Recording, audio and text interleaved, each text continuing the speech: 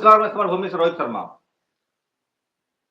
भारत में भाजपा एक दुर्भाग्य है और भाजपा का साथ दुर्भाग्य का इतना गहरा संबंध है कि जिस चीज़ में वो हाथ डालता है, वह चीज़ें जल जाती है। भारत में बहुत सारे प्रतीक रहे हैं और उन प्रतीकों के सहारे भाजपा राजनीति करती है। भाजपा का अपना कोई जनहितैषी कार्यक्रम नहीं है, ना ही कोई नीति है। पहले वो गाय का मामला उठाए, फिर देश का मामला उठाए, फिर सेना का मामला उठाए। इसी तरीके से जो भी मुद्दे उठाते हैं, वो मुद्दे को पीट देते हैं। तिरंगा के साथ भी यही हुआ, तिरंगा झंडा।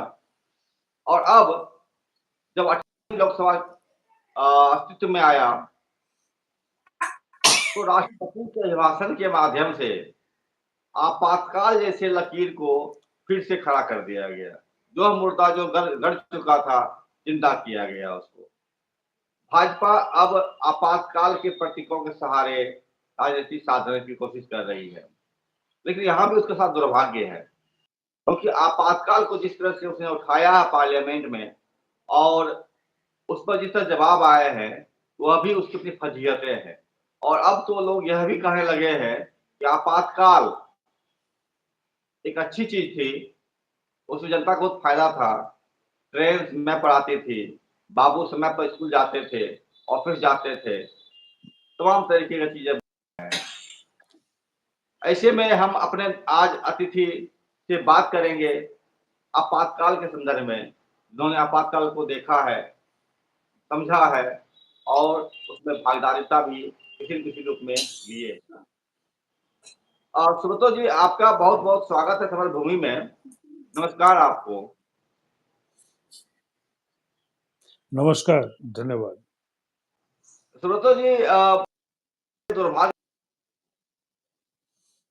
प्रतीक को उसको नष्ट करके ही वो मानता है। आपातकाल जैसे गड़े मुर्दे को खाने का जरूरत पड़ गई भाजपा को संसद में। देखो, ब्रिटिश फिलोसोफर हेरोल्ड लॉस्की, उन्होंने भारत के बारे में कहा था कि भारत में एक राजनीतिक विचारधारा है जिसे वो कहते थे the arrogance of inferiority. Arrogance of inferiority कहने का मतलब है कि हीन भावना, हीनता बोध से उपजा, हीनता की बोध से उपजी हुई एरोगेंस यानी अहंकार। एक ब्रिटिश फिलोसोफर है हेरोल्ड लॉस्की। हेरोल्ड लॉस्की ने भारत की राजनीति के बारे में एक बात कही थी। उन्होंने कहा था कि एक समय आएगा जब एरोगेंस ऑफ इंफीरियरिटी जो है, यानी जो हीन भावना से ग्रस्त लोग हैं, उनका अहंकार भारत के जनमानस पर हावी हो जाएगा। ये एरोगेंस ऑफ इंफीरियरिटी जो है, तुम देखो, sir Winston Churchill second world war के समय में जो ब्रिटिश प्राइम मिनिस्टर थे, उन्होंने कहा था कि भारत की आजादी तो मिल गई है, आजादी तो हम लोग दे रहे हैं, लेकिन विद इन 70 ईयर्स, 70 सालों के अंदर में भारत की आजादी और लोकतंत्र, इन सब चीजों का कोई मतलब नहीं रह जाएगा। वहां पर इतने छली कपटी नीच धूर्त बेईमान लोग हैं कि वो लोग धीरे धीरे सत्ता पर काबिज हो जाएंगे। उसके बाद ना भारतीय कॉन्स्टिट्यूशन का कोई मतलब रहेगा, ना आजादी का मतलब रहेगा। वो एक दूसरी तरह की गुलामी के दौर में घुस जाएगा। ठीक वही हुआ। मोदी उन सारी ताकतों को प्रतिनिधित्व करता है जो एरोगेंस ऑफ इंफीरियरिटी में जीते हैं, जिनको अपने नीच होने पर बहुत बड़ा अहंकार है, उनके मूर्ख होने पर अहंकार है, उनके अज्ञानी होने पर अहंकार है। अगर किसी को अपने अज्ञानी होने पर, दुष्ट होने पर, मूर्ख होने पर अहंकार हो, तो तुम क्या कर लोगे? इसको हम लोग शुद्ध हिंदी में, देहाती भाषा में कहते हैं कि लंगटा। लंगटा से सब शर्माता है, लंगटा किसी से नहीं शर्माता है। वो नंगे होकर सड़क पर निकल जाएगा नाचने के लिए। तुम खुद ही अपने दरवाजा बंद करके खिड़की बंद कर लोगे कि मुझे नहीं देखना है भैया। ठीक है, द एरोगेंस ऑफ इंफीरियरिटी वहां पर ले आया है इन लोगों को। क्योंकि इनके पास कोई इतिहास नहीं है, फ्रीडम स्ट्रगल में इनका कोई योगदान नहीं है, इनके पास कोई एक ऐसी लीडरशिप नहीं रही है इनके इतिहास में। 1925 में संघ शुरू हुआ, तब से लेकर आज तक कोई ऐसा लीडर नहीं है जो कि सर्वमान्य हो। गांधी भले नहीं मिले इनको, सुभाष भी इनके पास नहीं है, तिलक भी इनके पास नहीं है, सरदार पटेल भी इनके पास नहीं है, नेहरू भी इनके पास नहीं है। इनके पास है कौन? जो एरोगेंस ऑफ इंफीरियरिटी लेते हुए हेडगेवार, बाला साहब देवरस, इस तरह के लोग हैं जिनकी न कोई शिक्षा दीक्षा हुई, न इनका कोई नैतिक बल था। ये ब्रिटिशों की चमचागिरी और जासूसी करने से इनको फुर्सत नहीं थी। सावरकर इनके महान वीर हैं जो 60 रुपया अंग्रेजों से पेंशन पाकर जिंदगी गुजारते थे और मुखबिरी करते थे और भारतीयों को ब्रिटिश फौज में जाने के लिए प्रेरित करते थे सेकेंड वर्ल्ड वॉर के समय। ये इनके आदर्श, ये इनके रहनुमा है। तो जैसे किसी स्टूडेंट का होता है, वो बड़े गर्व के साथ हम लोग कहते हैं कि हमारे पढ़ाने वाले प्रोफेसर फलना फलना थे, तो वो गर्व करने लायक लोग थे, उन पर हम लोग आज भी गर्व करते हैं, अभिमान करते हैं। लेकिन मान लो किसी स्टूडेंट को पढ़ाया गया है किसी जीजीएमपी से, घिस घास के मैट्रिक पास से, तो किस पर गर्व करेगा? क्योंकि उसका इतिहास तो खत्म हो गया और इतिहास तो तुम बना नहीं सकते ना, तुमको तो अपने इतिहास को लेकर ही जिंदा रहना है। तो वो तो हमेशा आप तुमको इंफिनिटी कॉम्प्लेक्स देता रहेगा। अब आते हैं बात इमरजेंसी पर। देखो, भाजपा की जो राजनीति है ना, उस राजनीति में लोग उसकी राजनीति को बहुत गलत भी पढ़ते हैं कभी कभी। भाजपा कांग्रेस को बैकफुट पर लाने के लिए इमरजेंसी का जिक्र नहीं कर रही। दरअसल क्या है, भारतीय जनता पार्टी का संसदीय राजनीति और व्यापारिक जगत से एक अटूट रिश्ता है, समझे? 3 जून को प्रधानमंत्री मोदी, वित्त मंत्री, ये सब बैठकर टेलीविजन पर बोल रहे हैं कि आप लोग शेयर खरीदिए।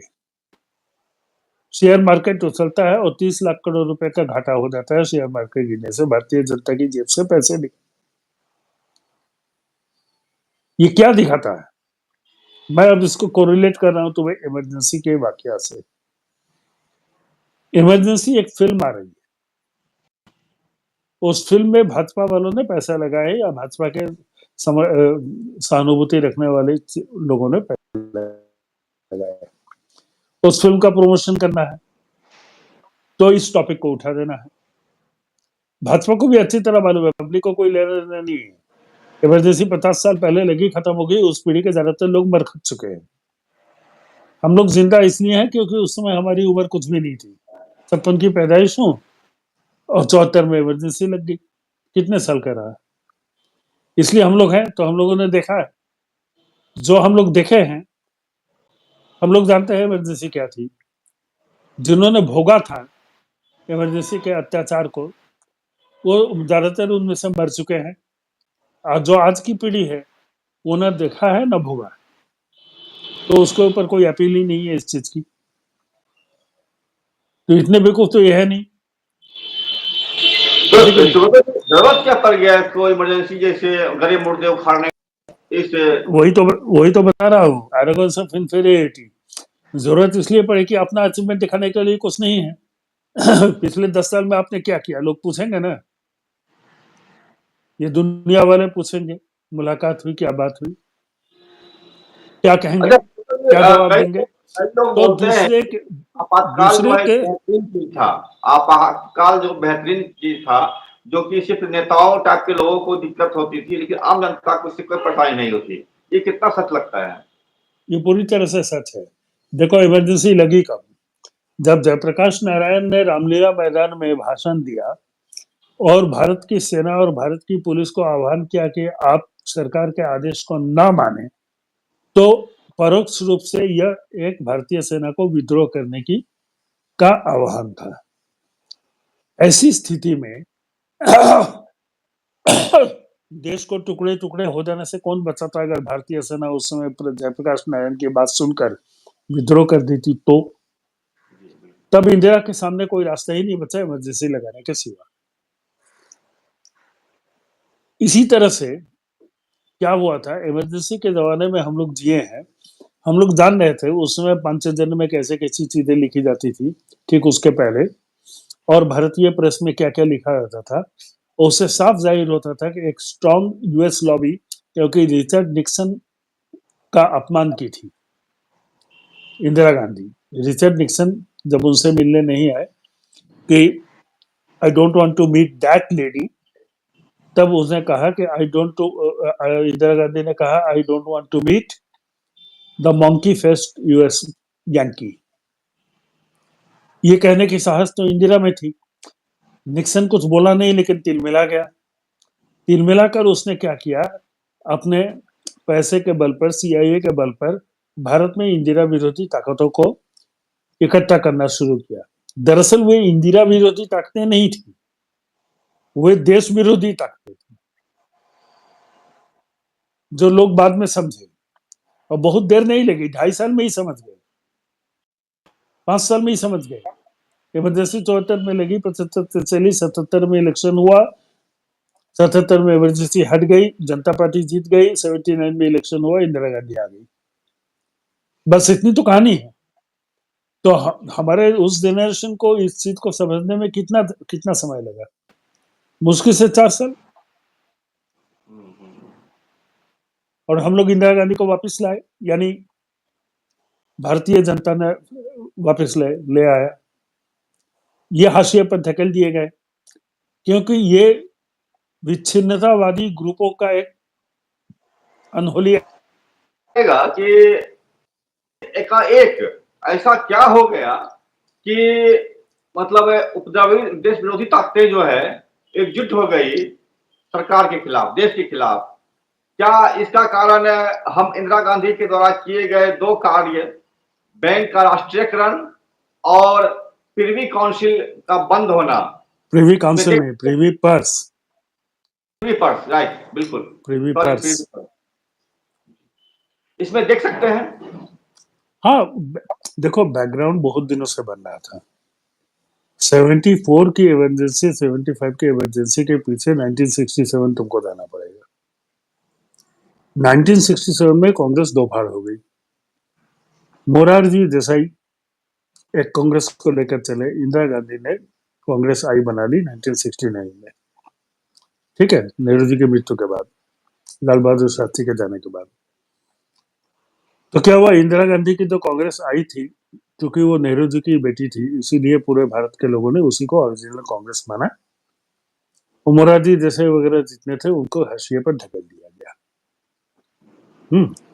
सिंडिकेट सिंडिकेट खत्म हो गया इलेक्शन में। उसके बाद आया 1971 का दौर, जब इंदिरा गांधी ने चारों तरफ से नेशनलाइज किया, बैंकों का किया, कोल सेक्टर का किया, स्टील सेक्टर का किया, और प्रिवी पर्स को खत्म कर दिया। प्रिवी पर्स में 562 जो राजे राजवाड़े भारत में थे उनको पेंशन मिला करती थी, और वो पेंशन जनता के टैक्स के पैसे से दिया जाता था। तो वो राजे राजवाड़े सब इकट्ठा हो गए, और कांग्रेस के अंदर में ही ऐसी शक्तियां थी जो उसके विरोध में थी। मसलन माधवराव सिंधिया। माधवराव सिंधिया ने क्या किया, सुप्रीम कोर्ट में गवर्नमेंट के इस डिसीजन के, प्रिवी के पर्स एबोलिश करने के डिसीजन के अगेंस्ट में सुप्रीम कोर्ट चले गए, लेकिन सुप्रीम कोर्ट में जाकर वो हार गए। लेकिन वो ताकतें तो जिंदा रही जो कि इंदिरा गांधी के इस फैसले से खुश नहीं थे, वो कोर्ट की हार थी। इसी तरह से इंदिरा गांधी क्या कहती थी, नेहरूवियन सोशलिज्म को आगे बढ़ाती रही। जब नेहरूवियन सोशलिज्म को इंदिरा गांधी इंडिया में आगे बढ़ा रही थी, उस समय देखो दुनिया के परिदृश्य में कैपिटलिज्म का एक नया स्वरूप उभर रहा था।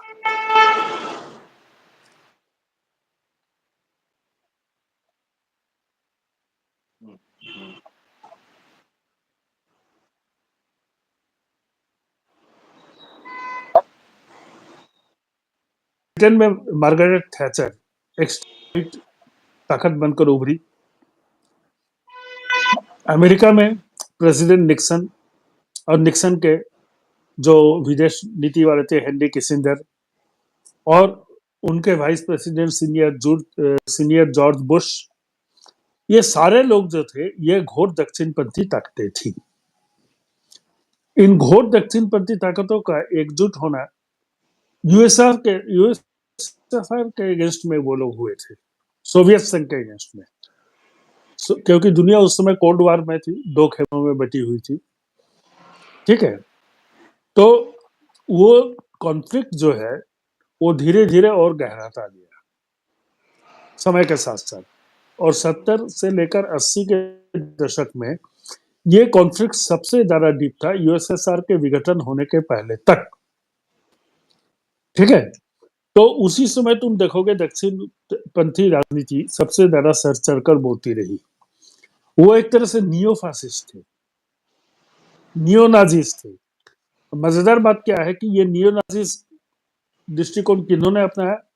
उन देशों ने अपनाया जो कि सेकेंड वर्ल्ड वॉर में हिटलर और मुसोलिनी के अगेंस्ट में लड़े थे, मसलन यूएस, फ्रांस, यूके, इटली, ये सारी इटली कह रहा हूँ, बाकी वेस्टर्न वर्ल्ड, ये सारी शक्तियां ये अब क्या किए, अपने को रीग्रुप किए to fight against Soviet union.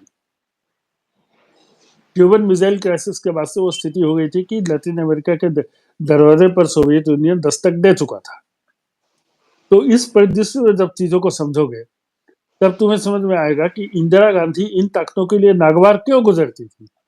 क्योंकि इंदिरा गांधी ने गरीबी हटाओ का नारा दिया, पहली बात, और इस नारे पर वो इलेक्शन जीतकर आ गई। अगर गरीबी है हट जाएगी तो अमेरिका कहाँ रहेगी। मैं चीजों का बहुत सरलीकरण कर रहा हूँ, लेकिन राजनीति में मैसेज जो होता है, संकेतों की भाषा जो होती है, वो बहुत बड़ी होती है और बहुत दूर तक जाती है। तो ये एकमात्र नारा, हिंदू राष्ट्र का नारा अमेरिका को प्रिय क्यों है? क्योंकि वो जानता है कि हिंदू राष्ट्र के नारे पर अगर देश चला तो भारत एक बहुत ही कमजोर लुंजपुंज व्यवस्था बनकर रह जाएगी। 1971 के जाड़ों में, 1972 में बांग्लादेश बना दी इंदिरा गांधी। अब देखो कैसी चीजें जुड़ती चली जाती हैं। यूएस ने कहा मैं भारत के अगेंस्ट में, पाकिस्तान के फेवर में हिंद महासागर में 7th फ्लीट उतार दूंगा, जो दुनिया का सबसे बड़ा जहाजी बेड़ा है, आज भी है। 7th फ्लीट से बड़ा कोई जहाजी बेड़ा नहीं है। तो उधर यूएसएसआर ने कहा ठीक है आप 7th फ्लीट उतारिए, मैं अपना 6th फ्लीट उतारता हूं।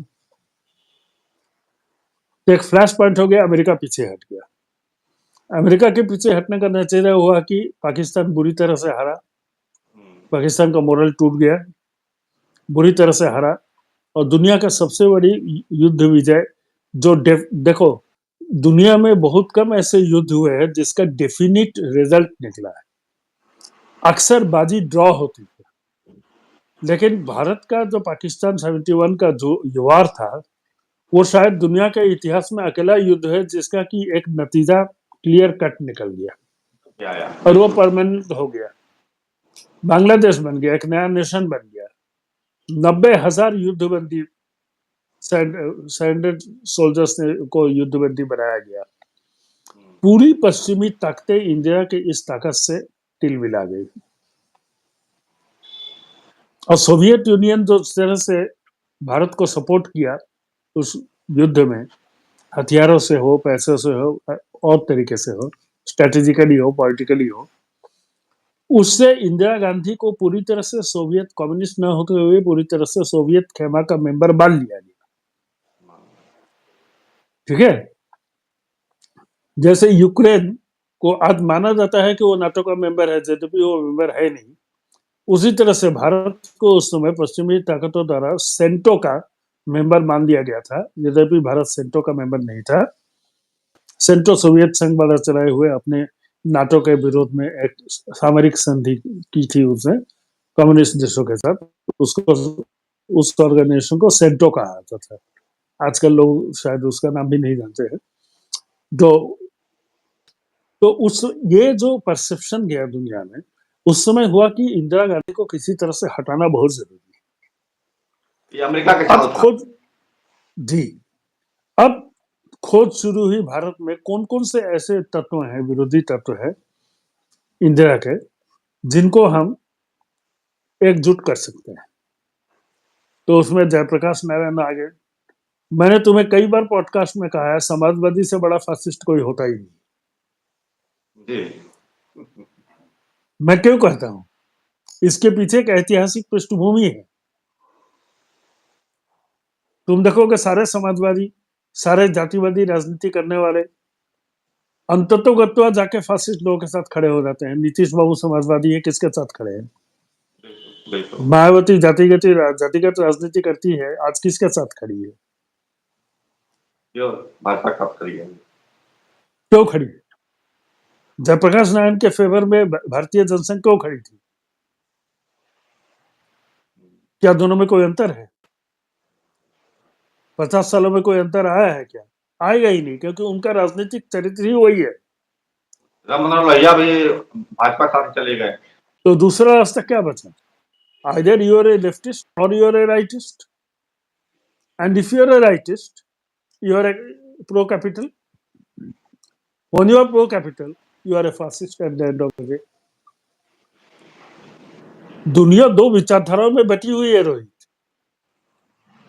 जुगाली करने के लिए, बकैती करने के लिए लोग जो कुछ भी बोलते रहे। या तो आप लेफ्टिस्ट हैं, नहीं तो आप इंदिरा गांधी के खिलाफ खड़ी हो गए, एकजुट हो गई। सारे एकजुट हो गए। जब एकजुट हो गए तो इनको क्या हुआ, गुजरात से मूवमेंट शुरू किया। देखो मजेदार बात, गुजरात से समाजवादी जयप्रकाश नारायण आंदोलन शुरू करते हैं। ये वही गुजरात है जहां से मोदी पैदा होता है 50 साल बाद। क्यों होता है?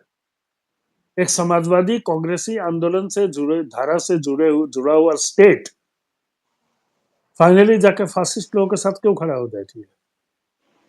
इसलिए कि जयप्रकाश नारायण वहां पर समाजवादी आंदोलन को जिंदा किए, स्टूडेंट आंदोलन का नाम दिए, ठीक है। करते करते समाज में एक मैसेज चला गया कि इंदिरा गांधी का जो प्रो पुअर पॉलिसी है वो देश हित में नहीं। लोगों को ये समझाया गया। ये करते करते चीजें एक दिन में तो बनती नहीं है राजनीति में। आज देखो गुजरात क्या है, संघ की प्रयोगशाला बन गई। अच्छा, ये प्रीवी पर्स वाला क्या मामला था इस बार की? प्रीवी पर्स में तो क्या था, भारत में जब देखो India is a confederation of state आज हम कहते हैं, लेकिन India is A union of state बोला गया 1952 में। क्यों? क्योंकि भारत में 562 राजे राजवाड़े थे। उनको क्या किया गया, एक संधि के तहत उनके राज्यों को भारतीय यूनियन में विलय किया गया। वो इस शर्त पर आए साथ में कि ठीक है, आप हमारी जमींदारी ले रहे हैं, हमारा राजपाट ले रहे हैं, लेकिन इसके बदले में हमारा तो लाइफस्टाइल रहा है नवाबों जैसा। उसको सपोर्ट करने के लिए हमारे पास जब मालगुजारी नहीं रहेगी तो हम कैसे अपनी रेसी को चलाते रहेंगे? तो हमें सरकार कुछ दे।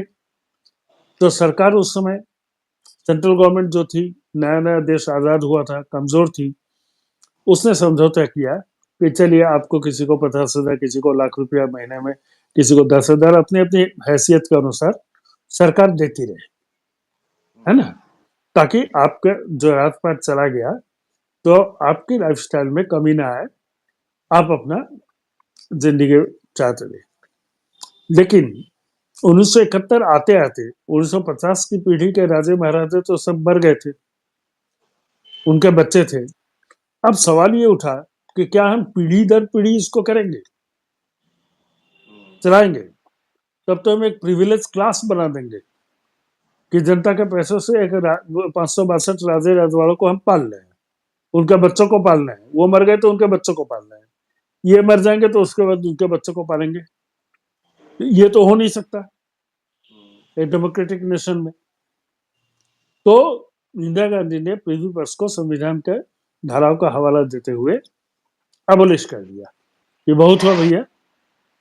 अब सरकार की जिम्मेदारी नहीं है, भारतीय जनता की ये जिम्मेदारी नहीं है कि आपके 7 पुश्तों को पालते रहे, क्योंकि आपके बाप दादा किसी जमाने में राजा हुआ करते थे। प्रिवी पर्स में सिर्फ पेंशन ही नहीं बंद किया गया, ये जो महाराजा राजा कहने का, राजा नवाब कहने का रिवाज था, उसको भी खत्म किया गया। अब कोई अपने नाम के सामने महाराजा नहीं लगा सकता।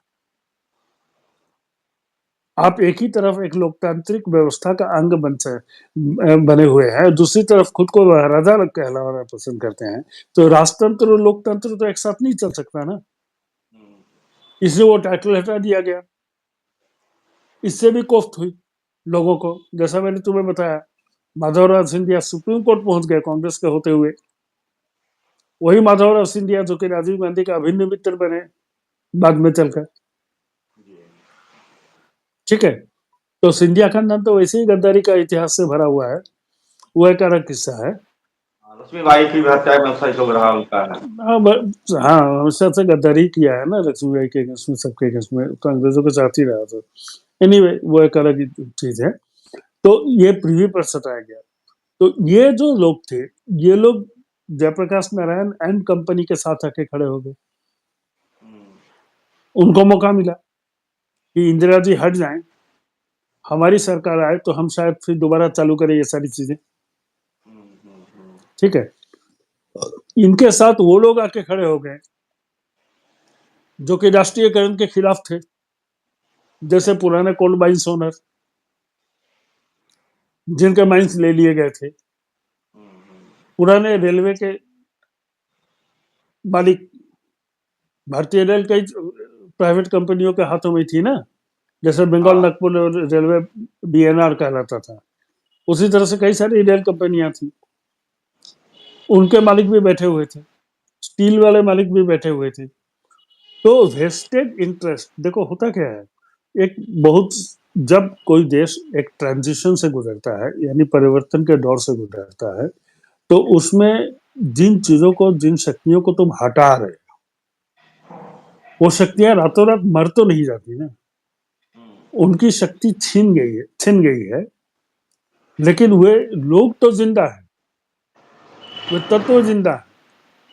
जैसे भारत का डिवीजन हो गया, फॉर एग्जाम्पल, पाकिस्तान बन गया इस्लाम के नाम पर, भारत तो सेकुलर कंट्री बन गया, लेकिन जो लोग उस समय में ये कहते थे कि पाकिस्तान में सारे मुसलमानों को भेज दिया जाए और भारत में सिर्फ हिंदू रहे, वो लोग उस समय माइनॉरिटी में आ गए, लेकिन आज वो तत्व जिंदा तो हैं, तभी तो भाजपा है, तभी तो मुस्लिम घृणा है। तो राजनीति में क्या होता है ना, जो कॉन्टूर्स ऑफ थॉट्स हैं, चिंतन के जो अलग अलग रूपरेखाएं हैं, वो नहीं मरती, वो दब जाती है, वो डॉर्मेंटेड हो जाती है किसी ऐतिहासिक परिस्थिति में, लेकिन वो अनुकूल वातावरण मिलने पर वो फिर से वो कीटाणु जीवाणु जिंदा हो जाते हैं। तो 92 से जो तुम्हारा बाबरी मस्जिद, उसके पहले का वो जो मूवमेंट चला, अयोध्या राम जन्मभूमि का मूवमेंट चला, वो मूवमेंट जो था, वो इन तत्वों को फिर से इकट्ठा करने का एक मूवमेंट था, जिसका नतीजा इनको 2014 में मिला। तो ये जो ट्रांजिशन है, भारत का प्रजातंत्र या लोकतंत्र कोई बहुत पुराना नहीं है, 200-300 साल पुराना नहीं है इंग्लैंड जैसा, ये मात्र 75 साल, भारत एक राष्ट्र ही 75 साल का है, उसके पहले भारत कोई राष्ट्र था ही नहीं। भारत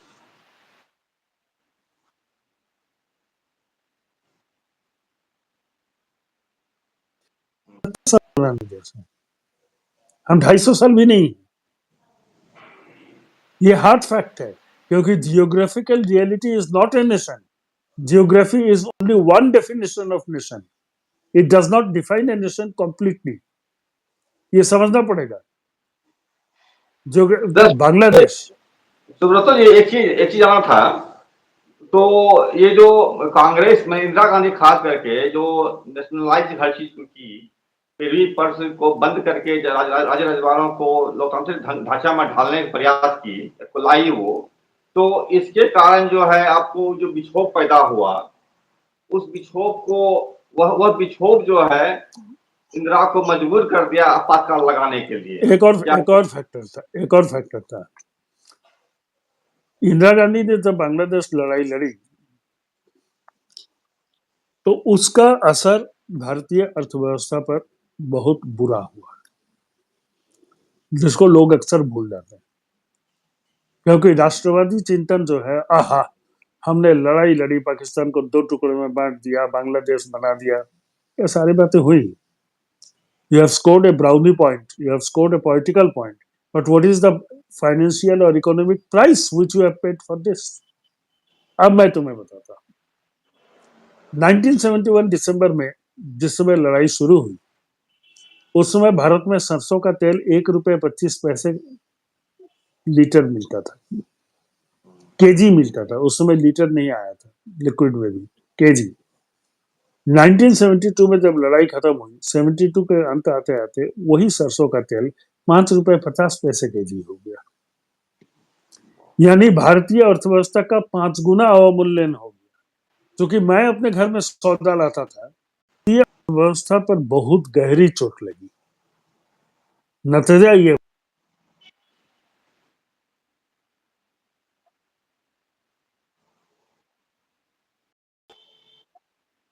बेरोजगारी देश में फैली, महंगाई के साथ बेरोजगारी का मार, नौकरियां नहीं थी। हम लोग उस समय स्टूडेंट्स थे, इंटरमीडिएट ग्रेजुएशन के स्टूडेंट्स थे। किसी को एक नौकरी लग गई तो बहुत सौभाग्य की बात है। हर गली नुक्कड़ पर बेरोजगारों की फौज इकट्ठी होती थी। ये सब तो भोगा हुआ यथार्थ है, देखी हुई चीजें हैं, ठीक है। प्राइवेट कैपिटल का इंडक्शन इंडियन इकोनॉमी में था नहीं। प्राइवेट कैपिटल के नाम पर कुछ दुकानें थी और टाटा स्टील थी या बिरला की फैक्ट्रियां थी, कितना रोजगार देती। उसी तरह से तो जनता में एक असंतोष का माहौल था। असंतोष यहाँ की आर्थिक परिस्थिति को लेकर थी, नौकरी की अनुपलब्धता के लिए थे, बेरोजगारी के चलते थी। अब इस असंतोष को महंगाई के चलते भी थी। इन सब चीजों को जयप्रकाश नारायण ने मुद्दा बनाया। 74 के स्टूडेंट आंदोलन का सबसे बड़ा मुद्दा क्या था?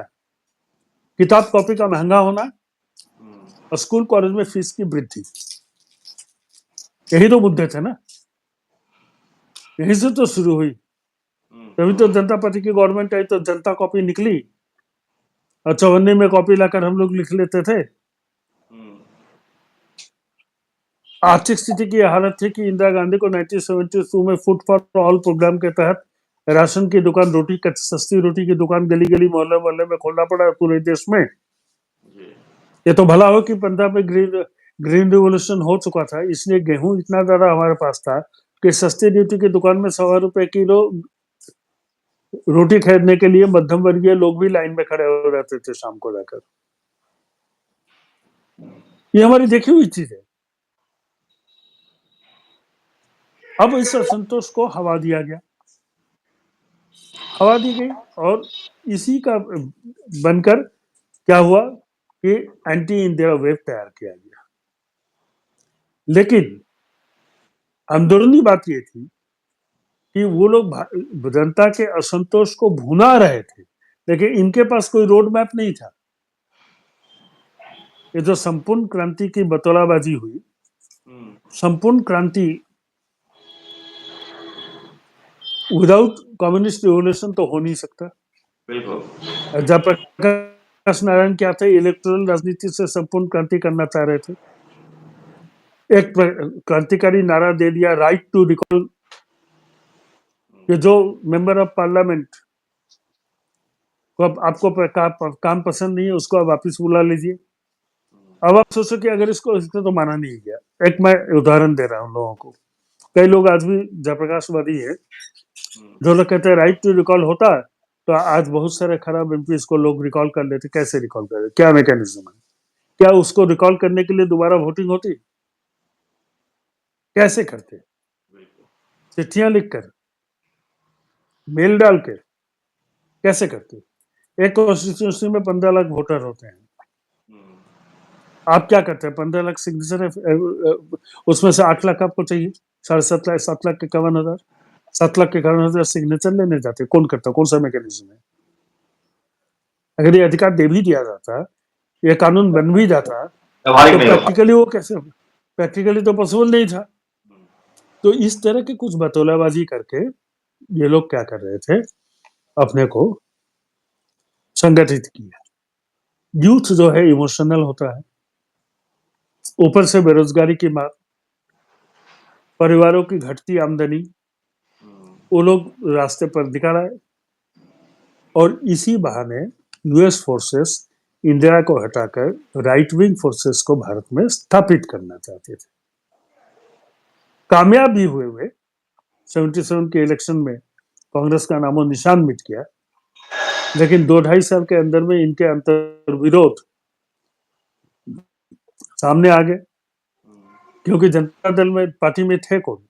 एक तरफ समाजवादी, दूसरी तरफ जनसंघी। तो इनकी वैचारिक जो असहमियत थी, वो सारे के सारे आ गए धरातल पर। तो मोरारजी देसाई हटे, चौधरी चरण सिंह बने, करते करते क्या हुआ, जगजीवन राम को हाशिए पर डाला गया। तो ये सब करते करते क्या हुआ, आपसी अंतर्विरोधों के चलते ये एक्सपेरिमेंट कर गया। इस एक्सपेरिमेंट फेल करने का नतीजा हुआ कि इंदिरा गांधी के इमरजेंसी को सब कुछ बोला गया। इंदिरा गांधी के इमरजेंसी के दौरान संजय गांधी ने जो जबरन नसबंदी करवाई थी, उसके प्रति लोगों का ज्यादा आक्रोश था। तुम ये बताओ ना, ट्रेनों पर के सही समय पर चलने से जन आक्रोश कैसे होता है? सरकारी दफ्तर में घूस नहीं लेने पर, भ्रष्टाचार खत्म होने पर जन आक्रोश क्यों होगा? जन आक्रोश तो वो था नहीं मुद्दा। जन आक्रोश का मुद्दा था ये नसबंदी करने का जो चल रहा था प्रोसेस। हाँ, इसके विरुद्ध में एक जन आक्रोश था कि हमारे प्राइवेट लाइफ में आप कैसे इंटरफेयर कर रहे हैं,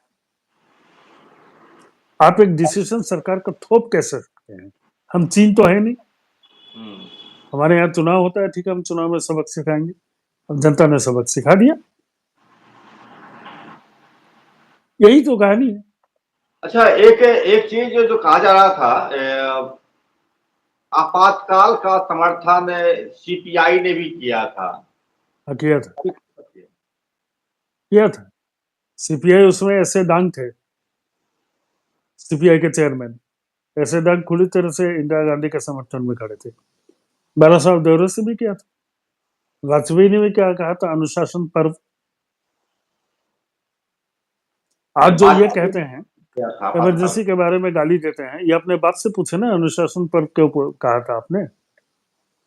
वो तो लोटे में समा गया, आप ही जवाब दे दीजिए, आपके पिताजी ने अनुशासन पर्व क्यों कहा था?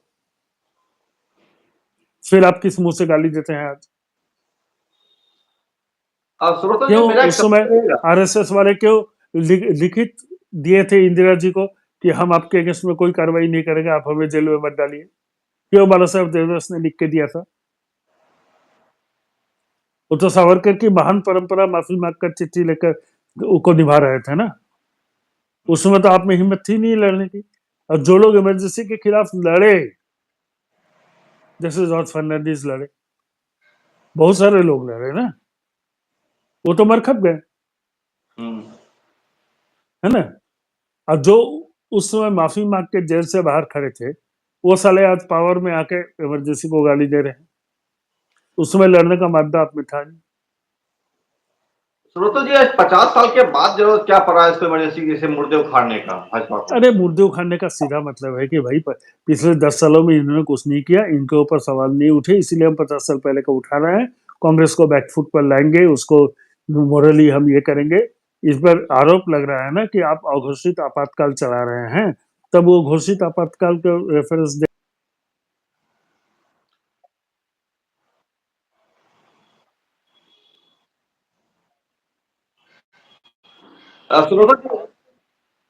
बिल्कुल। श्रोता जी, एक चीज जानना था हमको, अभी जो निजीकरण का पूरा आंधी चला हुआ है, हर चीज को बेचा जा रहा है, चाहे हवाई जहाज हो, रेलवे हो, बैंक हो, या जो भी भारत की अर्थव्यवस्था में समाहित किया हुआ संस्थान है या एजुकेशन हो, सबको निजीकरण किया जा रहा है। तो क्या ये लग रहा है कि भारत पुनः राजे रजवाड़े के दौर में जाने की तैयारी में है? वो क्या है कि मॉडर्न कैपिटलिज्म कैपिटलिज्म का एक concentration of capital in the hands of few. तो ये चीज की कोशिश वो लोग कर रहे हैं क्योंकि उसी लॉबी को रिप्रेजेंट करती है बीजेपी। लेकिन देखो ये भारत जैसे देश में एक्सपेरिमेंट सक्सेसफुल होगा नहीं। फॉर एग्जाम्पल मैं तुम्हें बता दूं, 3 जुलाई से जो एयरटेल जियो वगैरह ने जो अपने डेटा का रेट बढ़ाया है, उसके नतीजे क्या हुआ है कि मात्र 4-5 दिन के अंदर में 1 करोड़ जियो और एयरटेल के सब्सक्राइबर बीएसएनएल में के पास चले गए। इसी तरह से आज जो प्राइवेट स्कूल में बच्चों को दाखिला करा रहे हैं, वो एक दिन सरकारी स्कूलों में लौट जाएंगे, क्योंकि भारत की इकोनॉमी प्राइवेट स्कूल को सपोर्ट करने की नहीं। जिस देश में 25% जनता 10,000 रुपए महीने नहीं कमाती है, वो 3,000 रुपए फीस देकर कब तक बच्चों को पढ़ाएगी? नहीं पढ़ा सकेगी ना, तो लौटना पड़ेगा। भारत की अर्थव्यवस्था जो है निजीकरण को अब जो सपोर्ट नहीं करती है।